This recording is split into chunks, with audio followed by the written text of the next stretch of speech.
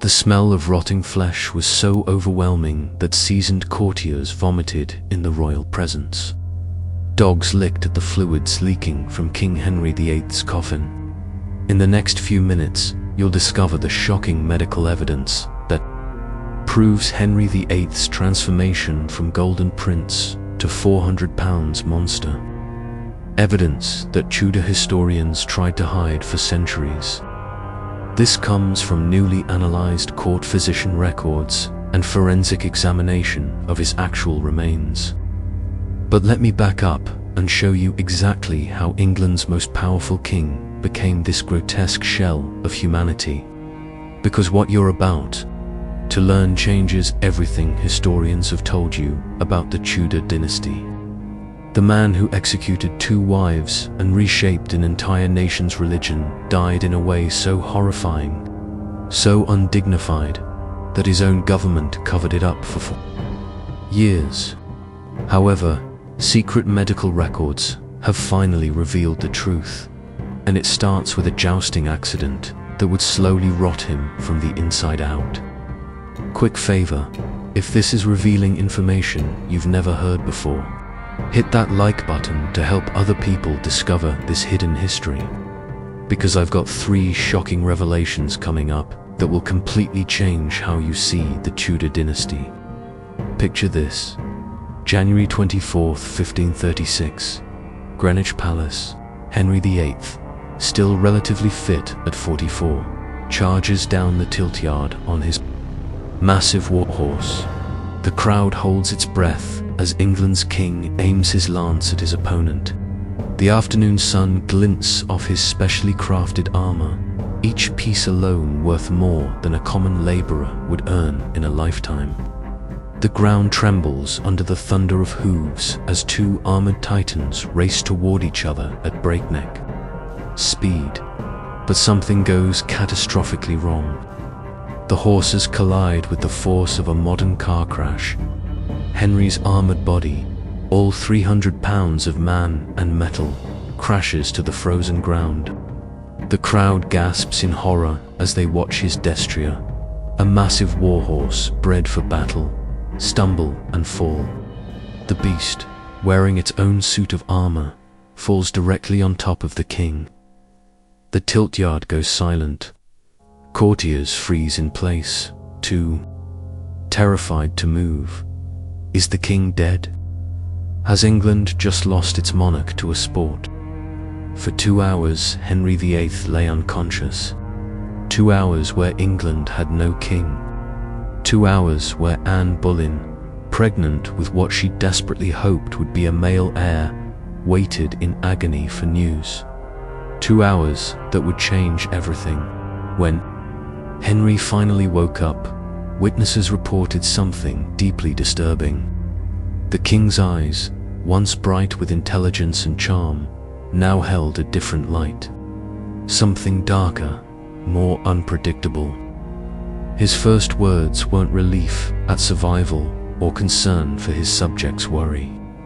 Instead, he flew into a rage, demanding to know why the tournament had been stopped. The charming Renaissance prince who could speak 4 languages, who wrote poetry and composed music, who danced until dawn and debated theology with Europe's finest minds, that man never fully returned from the Tiltyard that day. In his place emerged a paranoid tyrant with violent mood swings that would terrorize England for the next 11 years.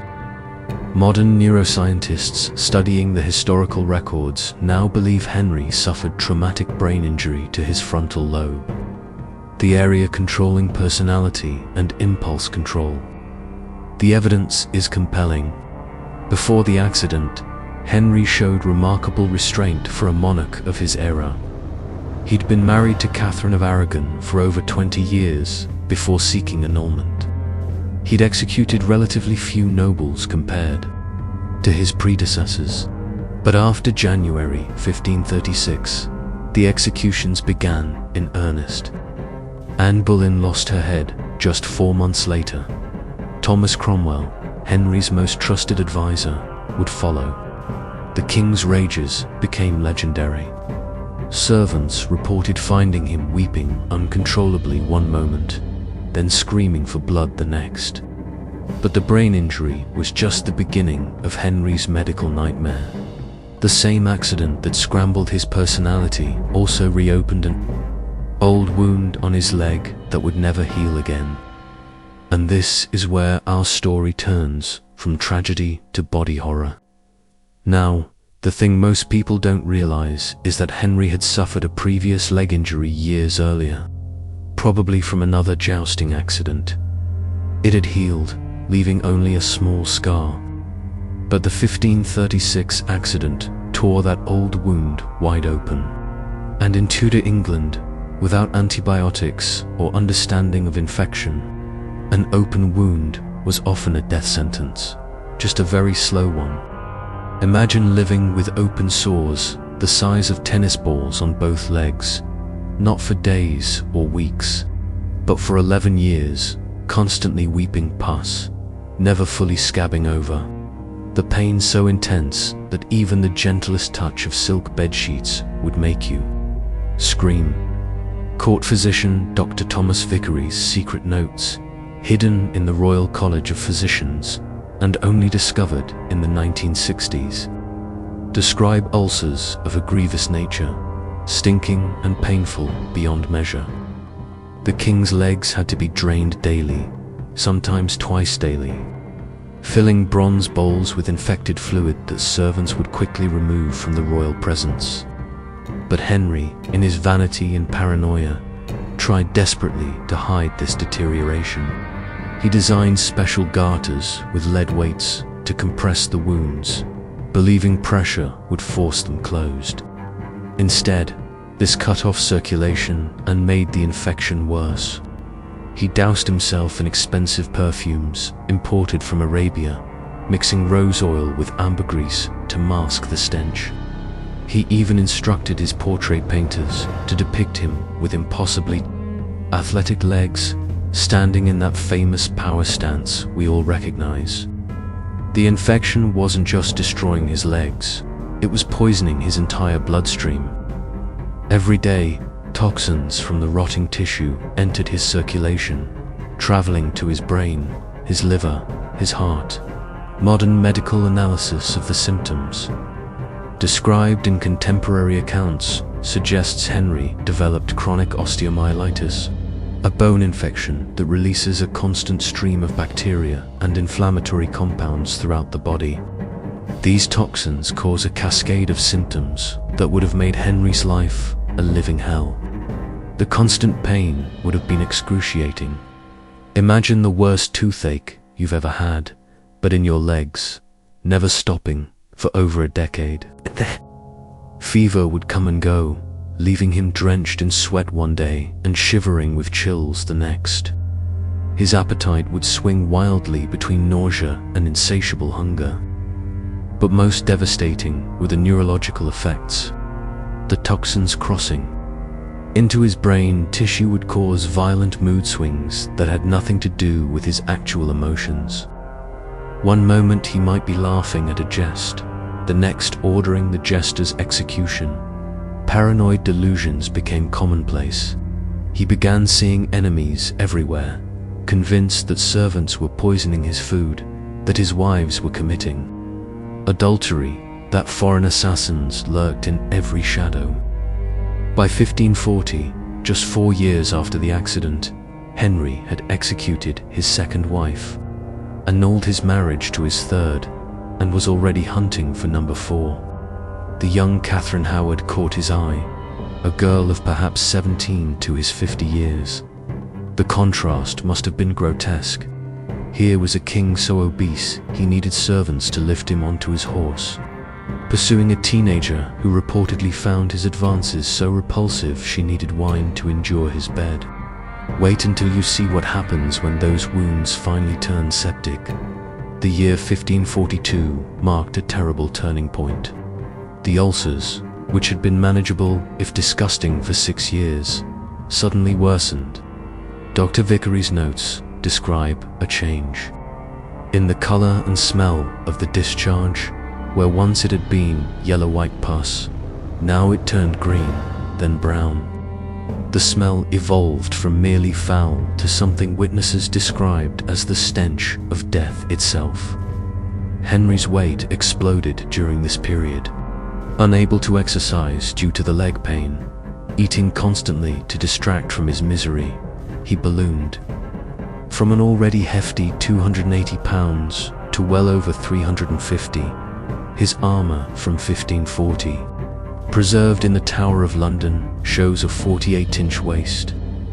By 1545, new armour had to be commissioned with a 54-inch waist measurement. Let that sink in. 54 inches. That's larger than most modern refrigerators are wide. The palace had to be modified to accommodate the king's new bulk.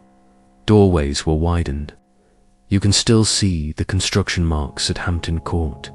Floors were reinforced with additional beams, after the king's weight caused dangerous sagging. Special chairs were built with arms that could be removed because Henry could no longer fit between them. But it wasn't just furniture that needed modification. The king's daily routine became an elaborate performance designed to hide his deterioration. He would be dressed while lying in bed, a process requiring for servants to manage his massive limbs. A system of pulleys and slings was installed to lift him upright. He would then be transferred to a wheeled chair, though this was carefully concealed from public view. I've got 2 more shocking revelations coming up about his actual death and the cover-up that followed. But first, make sure you're subscribed, because I've got an entire series on Tudor conspiracies that historians don't want you to know. Hit the bell so you don't miss the explosive truth about Anne Boleyn's execution. The physical transformation was matched by an equally disturbing mental deterioration. By 1544, courtiers reported behavior that went beyond mere bad temper into the realm of madness. Henry would hold entire conversations with people who weren't there. He was observed arguing with his dead father, Henry VII, defending his expenditure of the royal treasury. He would call out for his mother. The king would fly into rages over the smallest provocations. A servant who sneezed during a royal audience was dragged away for interrogation as a possible assassin using poison powder. A lady-in-waiting who accidentally stepped on the king's robe was banished from court, her family's lands confiscated. Most terrifying of all, Henry began ordering executions of people who were already dead, having forgotten he'd killed them years earlier. One particularly chilling incident occurred during a state banquet in November 1546. The French ambassador reported that mid-meal Henry suddenly stood up, a process requiring several servants and causing him visible agony, and began shouting at an empty chair, "You dare show your face at my table," which, he screamed, pointing at nothing.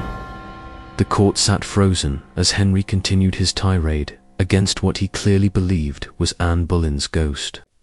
"I took your head once, I'll take it again." He then collapsed back into his chair, seemingly exhausted, and resumed eating as if nothing had happened. January 1547, Whitehall Palace. Henry VIII enters his final decline, and what happens next is so disturbing that his own government suppressed the records for centuries. The ulcers on his legs had grown beyond anything the physicians had seen before. Dr. Thomas Wendy's suppressed medical notes, discovered in a private collection in 1891, described wounds so deep that bone was clearly visible. The flesh around the ulcers had turned black, clear evidence of gangrene setting in. The smell had become unbearable. Servants fainted while changing the king's bedsheets. Windows had to be kept open despite the freezing January weather because the stench of decay would fill any closed room within minutes. Henry's body had become a putrid mass of corruption. His skin had turned a sickly yellow from liver failure. The whites of his eyes matched, giving him an inhuman appearance. His tongue swelled so badly he could barely speak, his words coming out as wet gargling sounds that required his closest servants to interpret. His breath smelled of rotting meat, a sign that the infection had spread to his digestive system. The king's massive weight made caring for him nearly impossible. It took 6 strong men to turn him in bed to prevent bed sores, though by this point sores had developed anyway, adding to the catalogue of rotting flesh. His legs had swollen to such an extent that the skin split in multiple places, weeping clear fluid that soaked through dozens of bandages daily. But here's the detail that haunts me about his suffering. Dozens of bandages daily. But here's the detail that haunts me about his suffering. On January 20th, Henry experienced what physicians now recognize as the beginning of multiple organ failure. His kidneys, overwhelmed by the constant flood of toxins from his infected legs, began shutting down. His urine, when he could produce any, was dark brown and reeked of ammonia. Urine, when he could produce any, was dark brown and reeked of ammonia. His abdomen swelled with fluid, adding to his already massive girth and causing agonizing pressure on his other organs. The king's mental state during these final days alternated between terrifying clarity and complete delirium. In his lucid moments, he knew he was dying. He would beg his physicians to save him, promising them wealth beyond imagining if they could cure him. When they failed to provide relief, he would rage at them, threatening torture and execution, though he lacked the strength to sign the warrants. In his delirious periods, Henry revealed the true depths of his terror. He would cry out for his mother, dead for nearly 40 years, begging her to protect him from demons he saw crawling up from beneath his bed. He would have conversations with his brother Arthur, who had died in 1502, apologizing for taking his throne and his wife. Most pathetically, he would call out for his first wife, Catherine of Aragon, asking her forgiveness, though she'd died alone and abandoned 11 years earlier. The court maintained an elaborate facade during these final days. Official proclamations continued to describe the king as recovering from a minor ailment. Ambassadors were told Henry was simply resting and would receive them soon. Meanwhile, behind the scenes, Edward Seymour and the other members of the Privy Council were already planning for the succession, knowing the king had at most days to live. On January 27th, Henry suffered what modern physicians would recognize as a massive stroke. The right side of his face drooped grotesquely. Drool pooled on his pillow as he lost control of his facial muscles. His speech, already difficult due to his swollen tongue, became completely incomprehensible. England's mighty king, who had once commanded the reformation of an entire religion with his words, couldn't even ask for water. Yet even in this state, paralyzed and rotting, Henry tried to maintain his tyrannical control. Using his one functioning hand, he attempted to sign death warrants. His final intended victim was the Duke of Norfolk, who had served him faithfully for decades but had fallen from favor. The signature was an illegible scrawl, more inkblot than name. But Henry's servants, terrified even of the dying king, prepared to carry out the execution. Only Henry's death the next day saved Norfolk from the scaffold. Now here's where the story takes a turn that historians have tried to hide for centuries. Henry VIII didn't die peacefully in his sleep like official records claim. He died screaming. Archbishop Cranmer's private diary, discovered in the library of Lambeth Palace in 1983, provides the only eyewitness account of Henry's final hours. The Archbishop had been summoned to provide last rites, arriving at the palace near midnight. On January 27th, what he found in the royal bedchamber shocked even this experienced clergyman. Henry was experiencing seizures so violent that 6 men had to hold him down to prevent him from injuring himself further. His massive body convulsed with such force that the reinforced bed frame cracked. Between seizures, he would vomit black bile, a sign that his digestive system was hemorrhaging internally. The smell was beyond description. Cranmer wrote that he had to excuse himself twice to vomit. During brief moments of stillness, Henry's eyes would focus on things that weren't there. He cried out for his dead children, the miscarriages and stillbirths that had plagued his desperate quest for heirs. He begged them to forgive him. He promised to be a better father if they would just come back. Then his voice would change, becoming high and terrified, as he screamed about flames and demanded that someone put out the fire that only he could see. As the clock approached 2 in the morning on January 28th, Henry's breathing changed to what medical professionals call the death rattle, a wet gurgling sound as the lungs fill with fluid. Cranmer, following Protestant doctrine, asked the dying king to give a sign if he trusted in Christ for salvation. The archbishop took Henry's massive swollen hand in his own and asked him to squeeze if he died in the faith of Jesus Christ. Henry squeezed once, weakly. Then his grip went slack. At 2:07 a.m., January 28, 1547, King Henry VIII of England was dead. But the horror wasn't over. In fact, it was about to get much, much worse. Henry's corpse began decomposing with shocking speed. The infection that had ravaged his body for years didn't stop with death, it accelerated. Within hours, his already bloated body swelled even larger as bacteria produced gases inside the corpse. The smell, impossibly, grew worse. Servants stationed outside the death chamber could be heard retching. The Privy Council, led by Edward Seymour, made the extraordinary decision to keep Henry's death secret for 3 days. This wasn't just political maneuvering. They needed time to figure out how to handle the rapidly deteriorating corpse. The body was too large and too decomposed to display publicly without causing scandal. Embalmers were summoned urgently, but they faced an impossible task. When they opened Henry's body to remove the organs for preservation, they discovered the extent of the internal decay. The liver was so enlarged and diseased it fell apart when touched. The heart, swollen to nearly twice normal size, was surrounded by yellow fluid. The intestines were black with gangrene.